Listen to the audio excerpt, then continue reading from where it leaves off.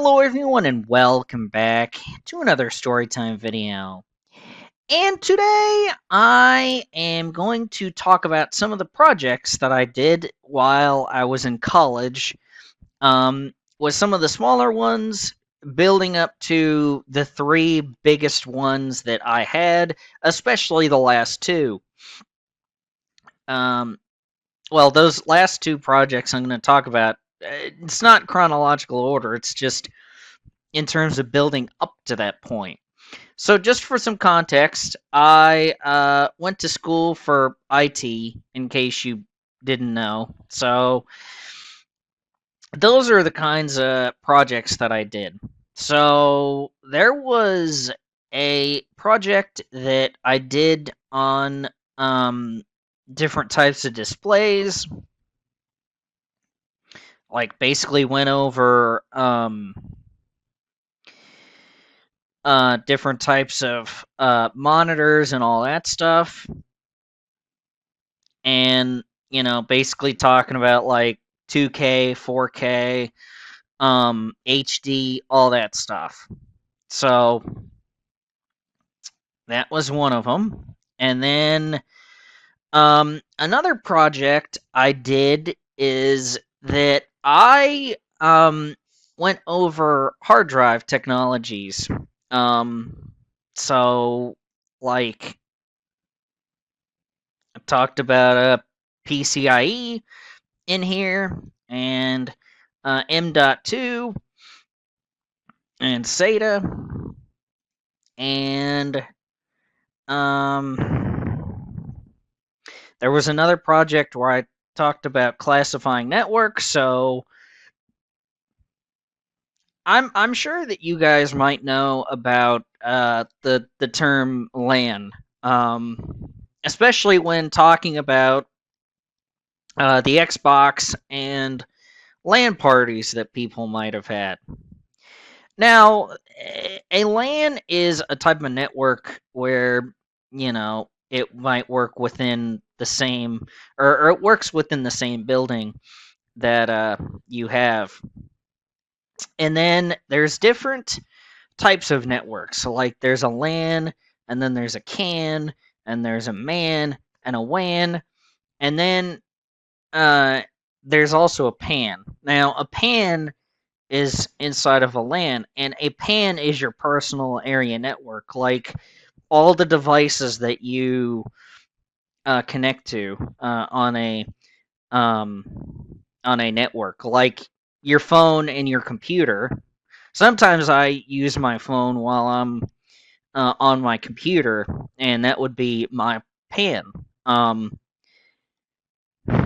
Let's say, in terms of the CAN, let's say there's an apartment complex who supplies the Wi-Fi to, I don't know, 10 different buildings that they have. Like, they provide the internet for everybody. Because those are different buildings, that would be considered a CAN.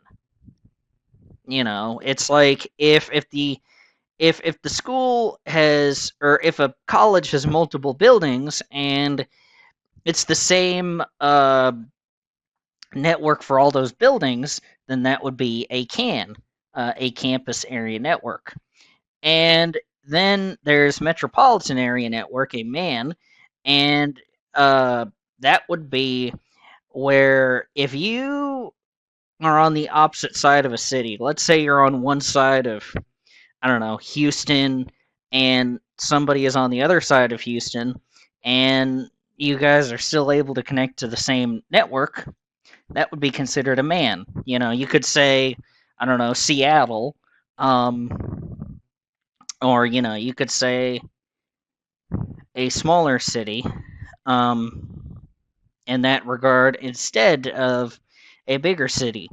And a WAN would be like if somebody from America and somebody from England and somebody from Japan played on the same Team Fortress 2 server with the same network, then that would be considered a wide area network. So that's in terms of classifying networks. So I did a project on that, and let's see. I did one on logical network or logical networking where I talked about TCP/IP and the 7 layers of the OSI model, which, by the way, I have since gotten a metal poster of, because I love the OSI model, and and I also talked about reserved IP addresses in here, like the 127.0.0.0. That's reserved. That's the local loopback address. Um, so that one can't be given out at all. And let's see, because I have them saved before I go into the main 3 that I want to talk about. And there's so the majority of the video would be on the main 3 that I'm going to talk about here in a minute. Let's see.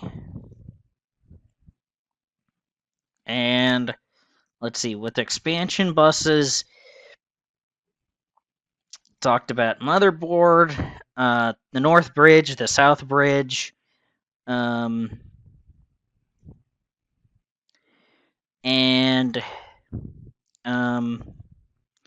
USB 1.0 and 2.0 and all that stuff, which I think there's a USB, like I think there's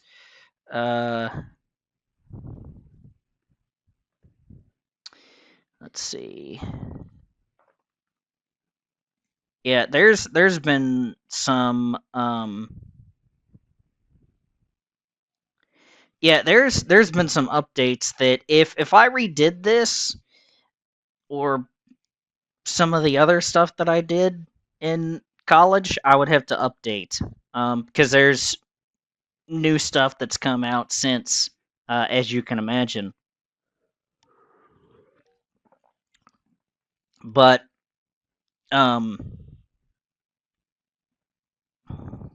let's see.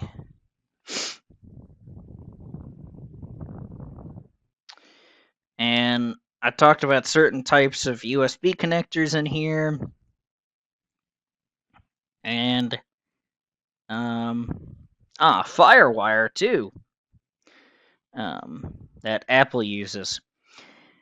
Okay, so the main 3 that I want to talk about. So,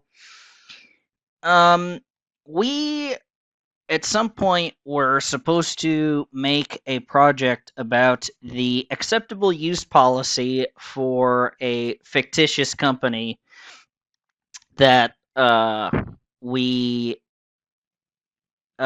came up with or whatnot.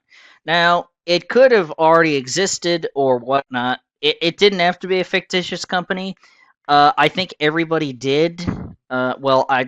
Some people did. I know I did. And the reason why this falls into the big 3 is if you're familiar with Fallout New Vegas, I actually did an acceptable use policy for H&H Tools.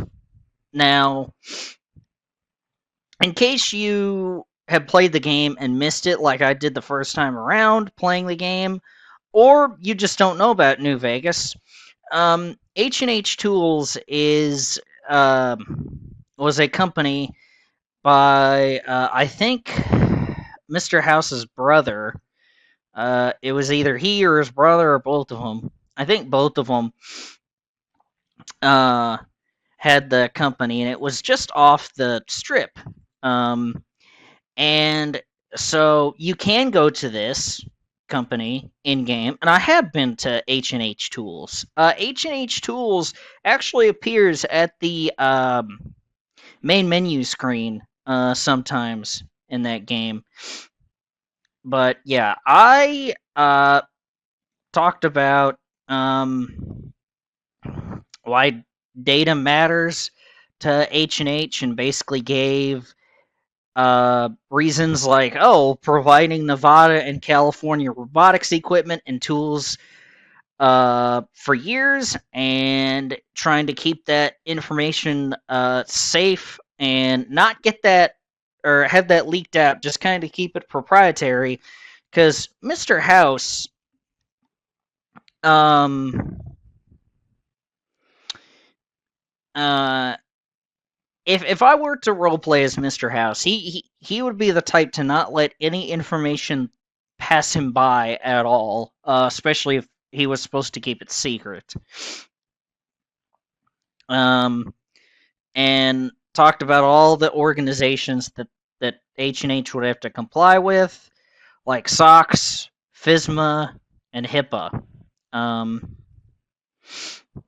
And I talked about security measures that each employee would have to comply with.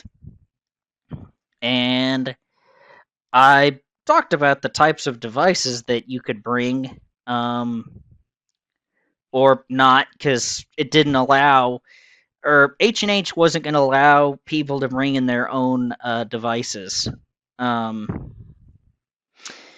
because of the threat that people might share the information that Mr. House and co. Wouldn't want to get out to the world. And then talked about social media, because some companies allow you to access social media. There's not too many that I know of that let you do it on the clock, but then I talked about the groups of people that are the biggest threat to our security as a company.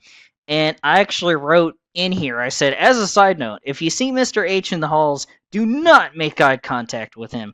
Making eye contact with Mr. H will be seen as an attempt to steal his thought energy and will be grounds for immediate dismissal. So while I was serious with this in terms of like, hey, well, this is what, this company would do, I had some fun in there. And I talked about the security and mentioned that there's automated turrets in there. And the benefits. So I mentioned that they would get a 401k and that there would even be a match of 0.5%. And time off, of course, and a 2% discount on robotics and tools made by this company.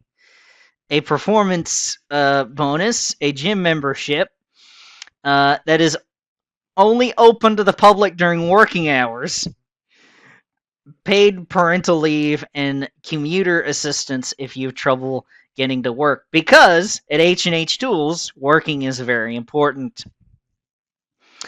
So, yeah, it's like that, having a gym that's only open during working hours, but you have access to it, but you can't get to it while you're not at work, which is the perfect time to do it. That's the kind of funny stuff that I did for the projects. And then, let's see,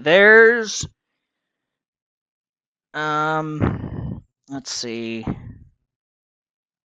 I'll talk about this one next. So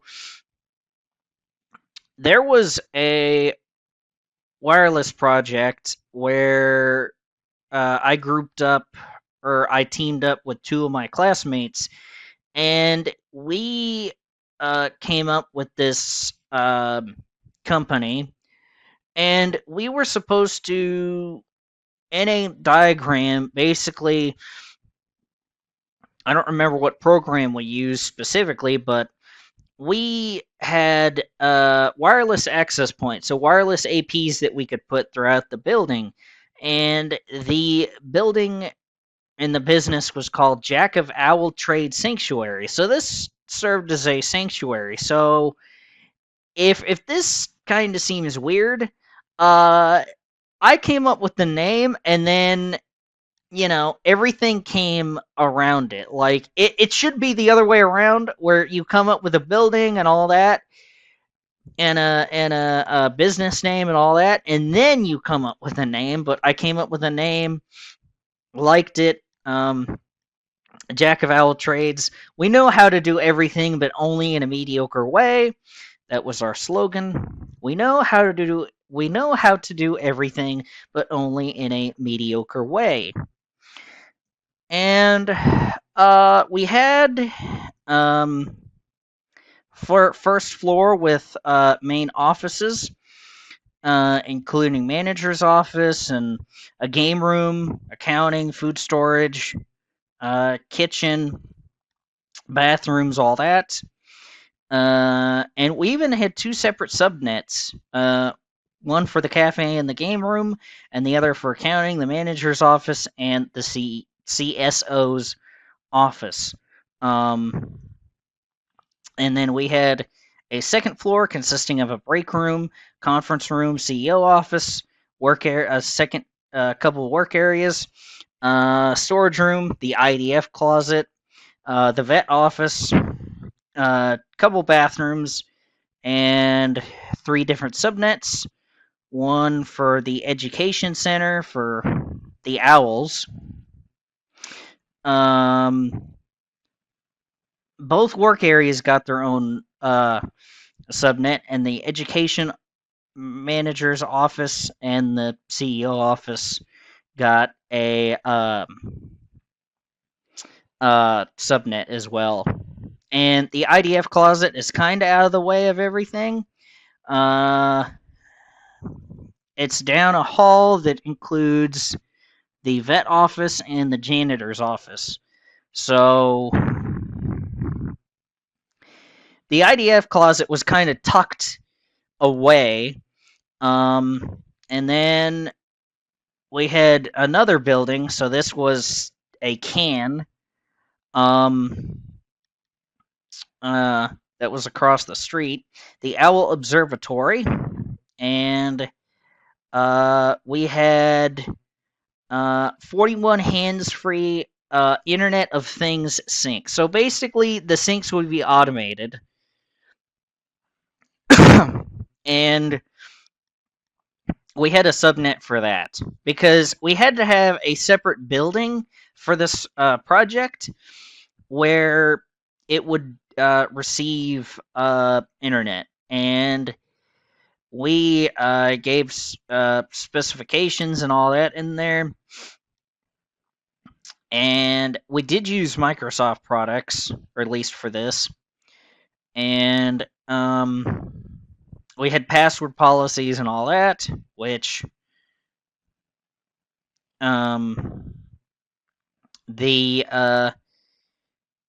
which passwords had to be passwords for at least a month, I think. And we had some security recommendations and all that. Now, for the final project that I will be going over, I teamed up with one of my classmates, another one of my classmates besides the two that I teamed up for the wireless one. Now, this one, we were supposed to have a main office with people that work in that office, and they were supposed to have have an organization all structured out. So there was somebody who was supposed to be in the C-suite, and then people below that, and then people below that, and then people below even that, if there were people at the lower end of the ladder. So and this was one of my best friends while I was in school. And so my best friend and I were like, okay, how do we figure this out? And we eventually, well, we settled on um, um, doing uh, people from The Office. And so we had Michael Scott, we had Oscar, we had Toby, we had Dwight Schrute, who was the main person behind everything. And it was basically a way for Dwight to sell his beats and meats. Because in case you didn't watch the series or aren't that familiar with The Office, Dwight is a beet farmer, and he typically does that in his spare time. And so we thought, well, why not just make it that way for him anyway? Um, and my memory is slightly fuzzy on this because my classmate has